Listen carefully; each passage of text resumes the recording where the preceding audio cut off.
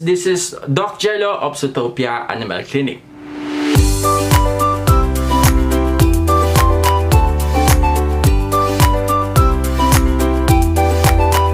You may be wondering why I am wearing this mask because sa mga news na lumalabas ngayon sa ating mga telebisyon that the Wuhan virus from or the novel corona from Wuhan, China is circulating around the world.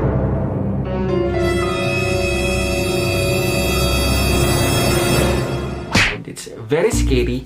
So that's why dito sa clinic I advise every one of us to wear the mask so that as we interact with our client, safe kami.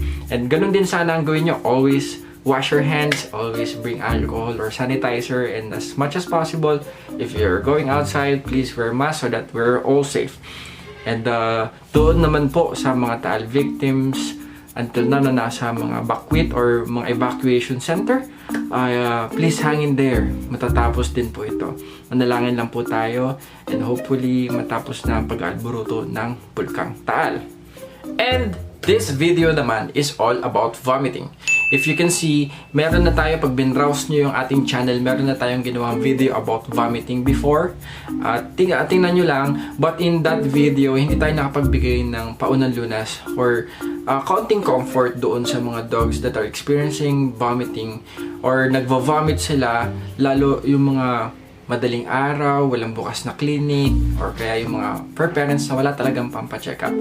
Ito ngayon bibigyan natin ng solusyon. Ano nga ba yung list na magagawa natin kahit papano hanggang hindi pa natin nadadala ang inyong dog sa clinic or hindi pa natin napapacheck up or ginagawa pa man din natin ng paraan para mapacheck up sila.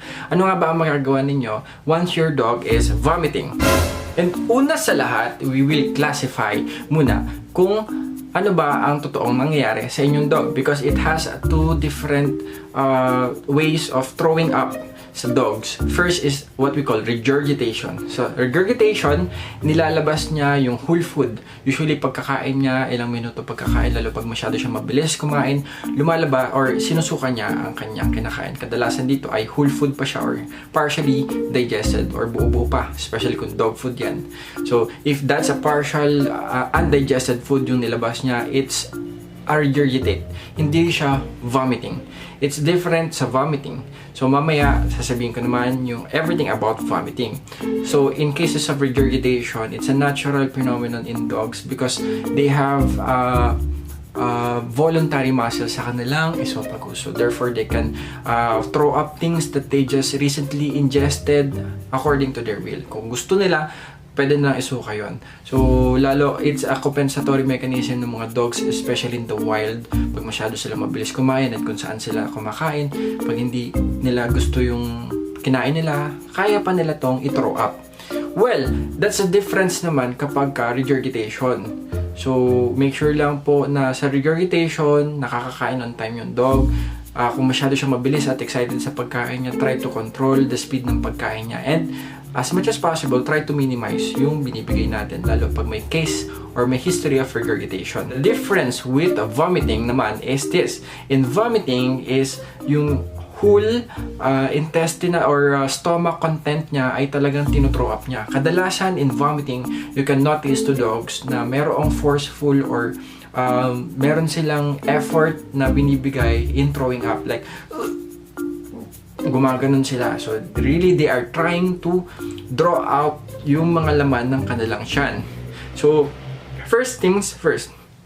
In vomiting, we classify the vomiting kung siya ba ay acute or siya ba ay chronic. In cases that the vomiting is acute, ano nga ba ang ibig sabihin nito? When the vomiting is acute, kadalasan isa o dalawang beses sumuka ang inyong dog at hindi na naulit after ilang oras or ilang days. So that's an acute case of vomiting. In that case, you don't have to worry. Dahil if your dog is doing normal or okay siya, the activity is okay, the appetite is okay, umiinom ng tama, vomiting once or twice is not that alarming. So you don't have to worry with that. Again, minsan nai-irritate lang sila or meron silang gustong ilabas with that. Basta accompanied siya ng good body or good condition, appetite and pag-inom, you don't have to worry. But what if the case naman acute vomiting to. Pero, very frequent. Yung binabanggit ko sa inyo kanina, you don't have to worry, is 1 o 2 beses lang. Pero what if, in less than 24 hours, very acute, nagsuka siya na nagsuka, maraming beses. It's something serious. Pagka ganun ang nangyayari sa inyong dog, you have to bring your dog immediately. And mamaya sasabihin ko sa inyo kung sakali man, ano ang gagawin nyo kung sakali man hindi nyo madala agad ang inyong aso. Kina-classify ko lang muna kung ano yung mga klase ng vomiting para tingnan natin kung ano yung condition of your dog. So that's the case in acute vomiting. There is 2 kinds, either frequent or non-frequent vomiting. Yun, ika-classify nyo. And then the second one is the chronic. Ibig sabihin nito, chronic vomiting, 3 to 5 days, sumusuka siya ng hindi naman ganun kadalas or minsan madalas. Sumusuka siya continuously. And ang alarming kasi dito is umabot na ng 3 to 5 days. Minsan busy kayo, di niya nakikita, until such time na maging worse na yung condition. That's the problem with this. If your dog is chronically vomiting, there's really a problem with that. And if your dog is chronically vomiting, kailangan talaga madala na siya sa clinic para ma-assess. And once pumunta kayo sa clinic, ano nga ba ang dapat nyong ihanda sakali man na ipapacheck up nyo? Kadalasan ng mga doktor, they require CBC and blood chem. That is to assess yung hydration ng aso, yung kanyang immune system, ano bang itsura ng kanyang dugo, may anemia na ba siya, kamusta na ba yung kanyang organs such as the kidney, liver, and the pancreas, those organs that pag nagkaroon ng disease or problem might cause vomiting. And yun, meron din pang iba na pwedeng test na gawin tulad ng XRAY.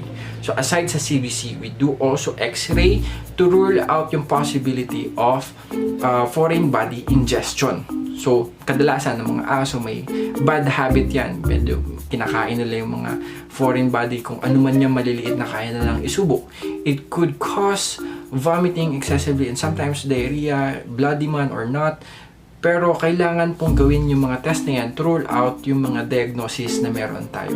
But if ever man nagbigay na tayo ng medications, nagawa na yung mga test na yan at na-rule out na, still may vomiting pa rin yung dog. Sometimes in-depth diagnostic procedures, we do endoscopy to check yung status ng stomach niya. One of which possibility would be tumorous growth in the stomach, which is very seldom or sometimes or most of the time undiagnosed dahil ang endoscopy is quite expensive and most of the clinic here in the Philippines don't have that kind of practice and materials or mga equipments. Well, yun yung gagawin natin, but ano nga ba ang inyong gagawin while hindi nyo pa nadadala yung inyong dog sa veterinary clinic? Mapa-acute or chronic vomiting man ito. So, ito na yon. So, mapa-acute or chronic ang case ng vomiting ng inyong dog, what you have to do is, number 1 is to withdraw ang food intake niya. So, you have to prevent from giving food sa inyong dog, regardless kung ano yan. Ang tawag natin dito is non-per-os. So, wala kayong ibibigay sa kanya para hindi lalong ma-irritate yung kanyang movement ng kanyang tiyan or yung kanyang gastrointestinal tract.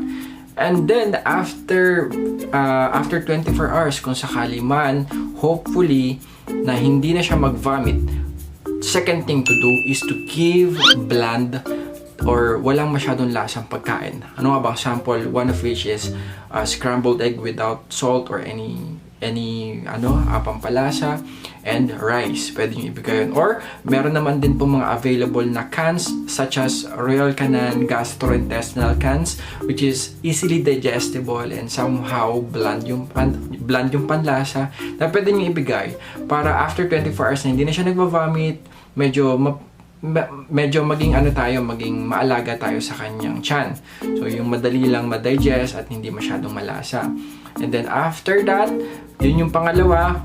Ulitin ko, the first one is remove or withdraw giving food or non-per-os for 24 hours. And after 24 hours, you give bland, tasting na pagkain.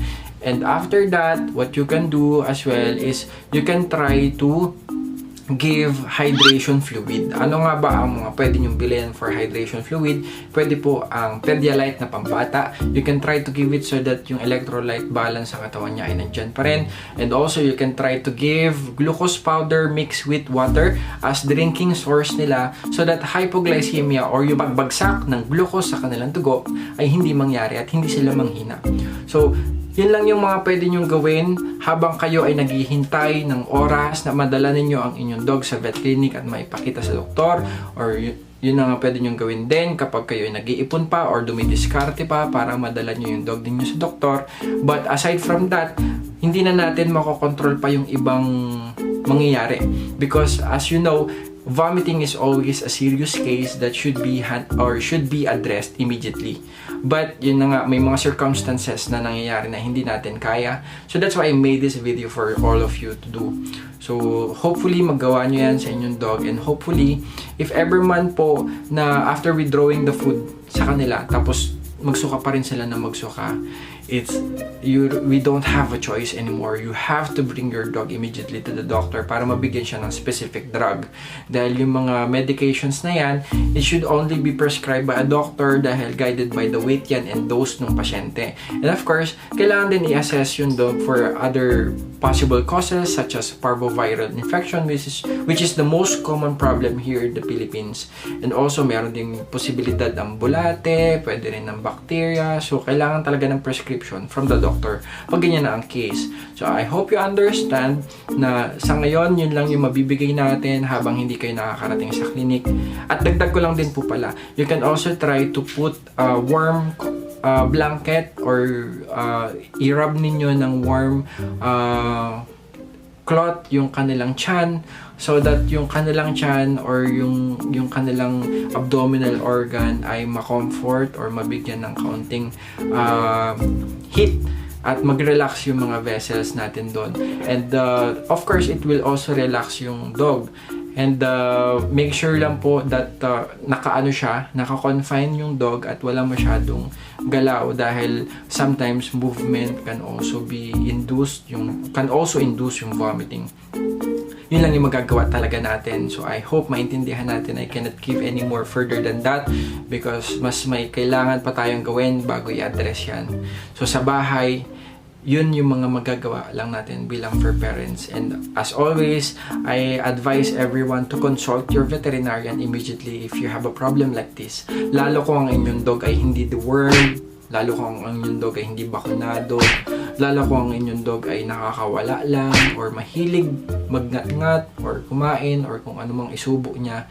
It's maraming possibilities that could have happened to your dog. Kaya po, kailangan nyo siyang ipa-check up personally with a veterinarian. So that's it for this video. I hope nakatulong ako sa inyo. I hope meron kayong nakuwang kaalaman. And I hope hindi ito mangyari sa inyong dog. Tandaan ninyo, please comply to your dog's vaccination and deworming protocols. And take your veterinarian's advice in everything. I hope okay lang tayong lahat dyan. Salamat po sa panonood. Tandaan natin, prevention is always better than cure. Kaya kung may problema tayo sa inyong dog, agapan to natin agad. Don't forget to subscribe to this channel and ring the bell for notifications para notify kayo pag nag-upload ako ng new video sa susunod. Mag-iingat tayong lahat, lalo sa virus na kumakalat ngayon sa ating mundo. Always wash your hands. Ulitin ko, wash your hands. Use alcohol. And put on mask always. So, thank you for watching. I hope I see you again in my next video. Thank you for reaching this part. Paalam. God bless.